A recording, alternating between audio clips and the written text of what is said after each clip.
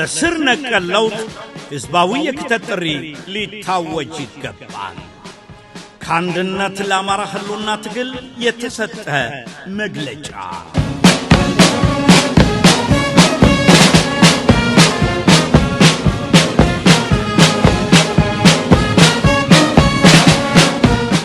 አንድነት ለአማራ ህልውና ትግል የትግሉ ስልታዊና ስትራቴጂካዊ ድጋፍ ሰጪ ድርጅት ሆኖ በመስራት ላይ ይገኛል።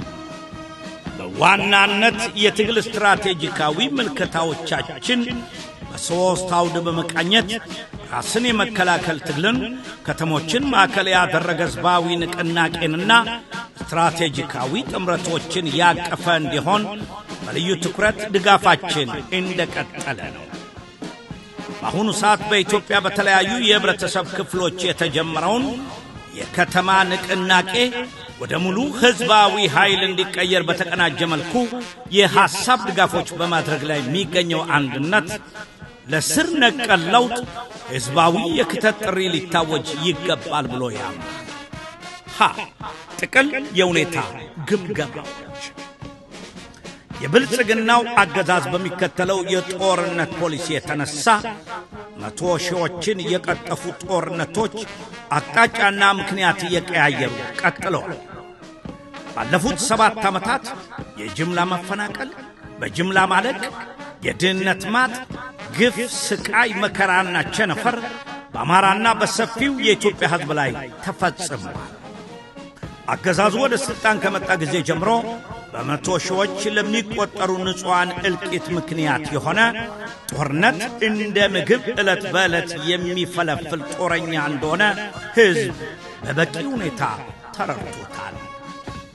በተለይም የብልጽግናው መሪ አብይ አህመድ ከቀዝቃዛው የዓለም ጦርነት ወዲህ ከተነሱ የጦር ወንጀለኞች እንዳንዱ የሚቆጠር ስለመሆኑ በአማራ ህዝብ ላይ የቀጠለው የጦር ወንጀል ጉልህ ማሳያ ሆኖ ይቀርባል።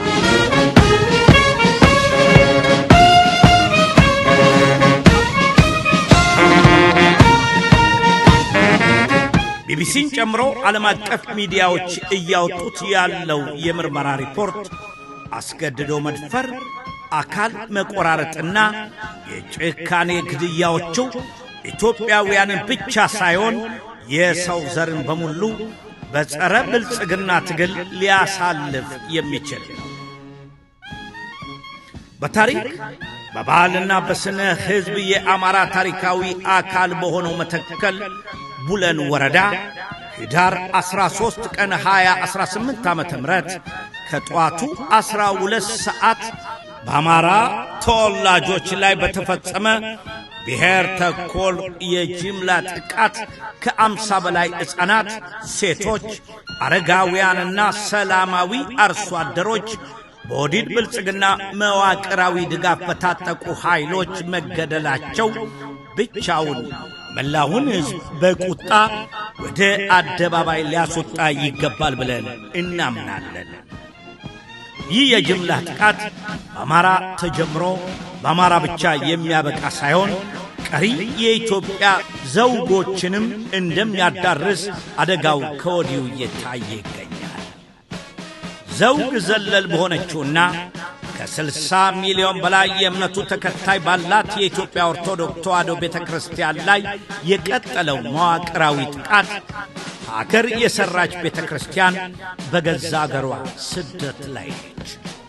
ከተለያዩ ዘውጎች የተወጣጡ ምዕመኖቿም በየዕለቱ የጅምላ እልቂት ሰለባ ሆነው ቀጥለዋል። ኦህዴድ ለጥፋት ዓላማው የዘውግም የሃይማኖትም አጥር እንደማይገድበው ለስልጣን ዓላማው ሙስሊሙንም ክርስቲያኑንም ከተለያየ ዘውግ የወጣውን እንደሚፈጅ ባለፉት 7 ዓመታት በተጨባጭ ያየነው መራር እውነት ነው።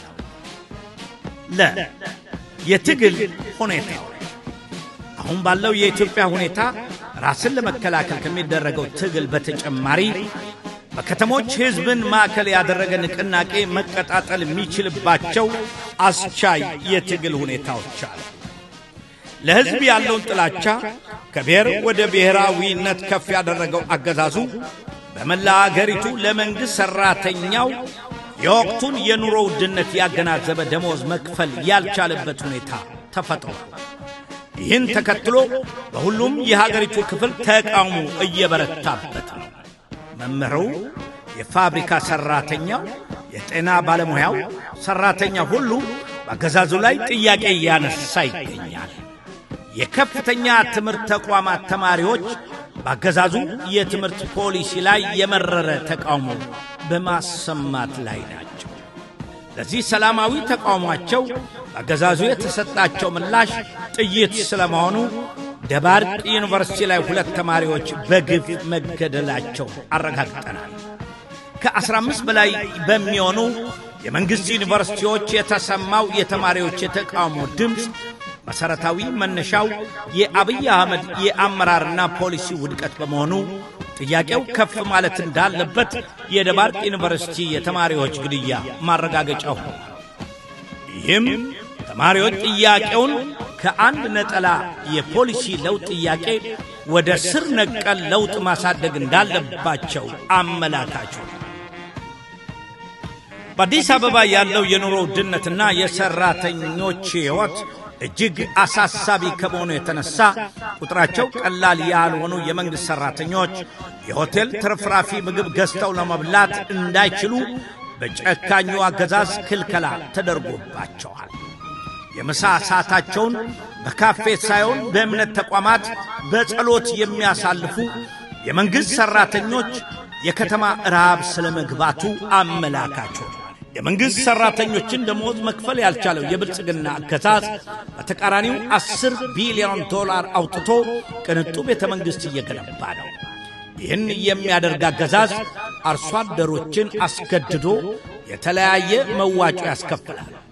ጎተራቸውን የሚገለብጥ ያህል እንደ ቋሚ ሽፍታ በግብር፣ በሚሊሻ ቀለብ፣ በአገልግሎት ክፍያና በልዩ ልዩ መዋጮች የእናቶችን መቀነት ይፈታል፣ የአባወራውን ኪስ ያራቁታል። በዚህ ሁኔታ የሚገኘው ግፈኛው የብልጽግናው አገዛዝ በሕዝብ ትግል ሊገረሰስ ይገባል። በመሆኑም ሌላኛው አማራጭ የትግል መንገድ ሕዝባዊ ተጋድሎ ነው። ሕዝባዊ ተጋድሎ ሰፊው ሕዝብ ካለምንም ኃይል እርምጃ ስለ መብቶቹ፣ ስለ ነጻነቱና ስለ ፍትሕ መከበር የሚታገልበት መንገድ ነው። ሕዝባዊ ተጋድሎች ላይ የሚሳተፉ ሰዎች ሥርዓታዊ ለውጥ እንዲኖር የማድረግ አቅም አላቸው። በዓለም ዙሪያ ሕዝባዊ ተቃውሞ በተለያዩ ስሞች ይጠራል። ሰላማዊ ትግል፣ ቀጥተኛ እርምጃ፣ ሕዝባዊ ኃይል፣ ፖለቲካዊ እምቢተኝነትና ሕዝባዊ የክተት ጥሪ ተብሎ ይጠራል። ሆኖም ግን በየትኛውም አይነት ስያሜ ቢጠራ የሕዝባዊ ተቃውሞ መሠረታዊ እንቅስቃሴ ተመሳሳይ ነው። እንደ አንድነት ደረጃ በደረጃ መከወን ያለባቸው የከተማ ትግል ስልቶች እንዳሉ ያምናል። በዚህ ሂደት ቁልፉ ጉዳይ ሕዝባዊ ኃይል መፈጠሩ ላይ በመሆኑ በጉዳዩ ላይ የሐሳብ፣ የቴክኒክ፣ የሰነድ ወዘተ ድጋፎችን ማድረጋችንን እንቀጥላለን። ሐመርዋ የትግል ባለድርሻዎችን የማስፋት ስትራቴጂ የትግል እንቅስቃሴዎች ወይንም ዘመቻዎች መጠነ ሰፊ የሆነ አንድነትን ማዳበር ከቻሉ ዕቅዶችን በጥንቃቄ በመንደፍ ከተሞችን ማዕከል ባደረገ ሕዝባዊ የክተት ጥሪ አገዛዙን መናድ ይቻላል። በዚህ የትግል ሂደት አንድነት ወሳኝ ነገር ነው። ምክንያቱም የተቃውሞ እንቅስቃሴዎች የብዙሃኑን ፈቃድና ድርጊት ያማከሉ ሲሆኑ ከፍተኛ አቅም ይኖራቸዋል። በጥቅል ስኬታማ የሆኑ የሕዝባዊ ተቃውሞዎች ወንዶችንና ሴቶችን፣ ወጣቶችንና አረጋውያንን፣ ከተለያዩ ብሔሮችና ሃይማኖቶች የተወጣጡ ተማሪዎች፣ ላባደሮች፣ ምሁራንና ነጋዴዎችን እንዲሁም ሌሎች የማኅበረሰብ አባላትን በጋራ ያካትታሉ።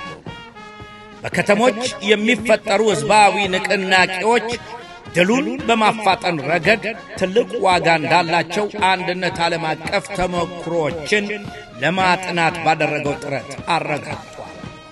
በዚህም የከተማ መሰረት ያለው ትግል በኢትዮጵያ ሰፊ የለውጥ ዕድል እንደሆነ እናምናለን።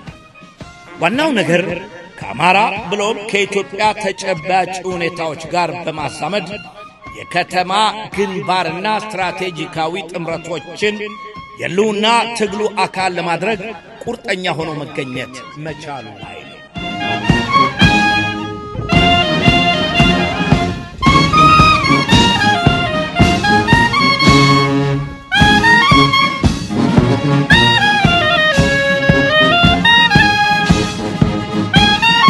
በመሆኑ አንደኛ የፋኖ ኃይሎች በአንድ ወጥ አመራርና የፖለቲካ ፕሮግራም ተደራጅተው ራስን የመከላከል ትግሉን ወደ ዘላቂ ድሉ እንዲያሻግሩ በኢትዮጵያ የተፈጠሩ የለውጥ ዕድሎችን በአግባቡ እንዲጠቀሙ በድጋሚ ጥሪያችንን እያቀረብን አንድነት የሚጠበቅበትን ስልታዊና ስትራቴጂካዊ ድጋፍ መስጠቱን እንደሚቀጥል ያረጋግጣል።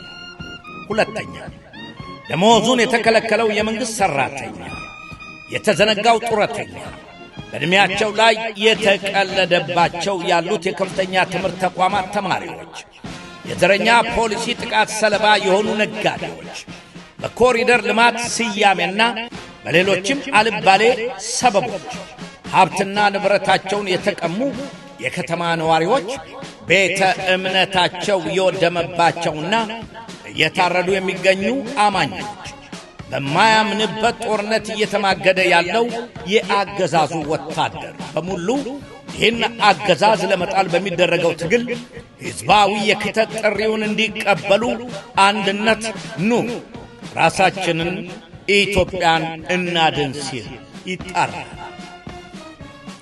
ሦስተኛ የብልጽግናው አገዛዝ ጀንበር የምትጠልቀው ሁላችንም የትም ቦታ ሁል ጊዜ በቻልነው አቅም ስንታገል እንጂ ትግሉን ለአንድ አካል አደራ በመስጠት እንዳልሆነ እያሳሰብን በውጭ አገር የምትገኘው ዲያስፖራ ወገናችን ለስር ነቀል ለውጥ የሚደረገውን ሕዝባዊ የክተት ጥሪ በያለበት እንዲቀላቀል፣ ይህ ትግል አካላዊ ብቻ ሳይሆን የኢኮኖሚ፣ የዲፕሎማሲ፣ የስነ ልቦና፣ የሚዲያ፣ የመረጃ ወዘተ በመሆኑ ሕዝባዊ የክተት ጥሪው በሁሉም አማራጮች እንዲያሳካ ጥሪያችንን እናቀርባለን። አራተኛ ዓለም አቀፉ ማኅበረሰብ በኢትዮጵያ ውስጥ እየተካሄደ ያለውን የነጻነትና የፍትህ ትግል በተለይም ደግሞ የአማራ ሕዝብን የህልውና ትግል በአግባቡ ተረድቶ የጦር ወንጀለኛው የብልጽግና አገዛዝ በሕዝብ ላይ የፈጸማቸውን የጦር ወንጀሎች ገለልተኛ በሆነ አጣሪ መንገድ እንዲያጣራ በአገዛዙ ላይ ተጠያቂነት እንዲያረጋግጥ ጥሪያችንን እናቀርባለን። በመጨረሻ በኢትዮጵያ ላይ ያንዣበበውን የመፍረስ አደጋ ለማስቀረት ሕዝብን ከዚህ የከፋ እልቂት ለማዳን በሚደረገው የህልውና ትግል የከተማው ሕዝብ በተለይም የተማረው ኃይል የማይተካ ሚና አለው። በመሆኑ ለራሱም ሆነ ለሀገር ህልውና ጥቅም መቆም ያልቻለ ሲቪል ሰርቫንትም ሆነ ምሁር ለማንም መጥቀም ስለማይችል በራሱና በቤተሰቡ ጉሮሮ ላይ የቆመውን ሥርዓት በጽኑ መታገል እንደሚገባው ሕዝባዊ የክተት ጥሪው በአደባባይ ላይ እንዲረጋገጥ ወሳኝ አቅም መሆን ይኖራል። በተለይም መምህራን፣ የጤናና ግብርና ባለሙያዎች፣ ሌሎች የሙያ ማኅበራት የከተማ ትግል ግንባሩን እንድትቀላቀሉ ጥሪውን የሚያቀርበው አንድነት በከተሞች ለሚካሄዱ ንቅናቄዎች ልዩ ትኩረት በመስጠት ስልታዊና ስትራቴጂካዊ ድጋፎችን አጠናክሮ እንደሚቀጥል ያረጋግጣል። ድል ለአማራ ፋኖ! ድል ለአማራ ሕዝብ! ድል ለኢትዮጵያ ሕዝብ! አንድነት ለአማራ ህልውና ትግል! አንድነት! ህዳር 16 2018 ዓ.ም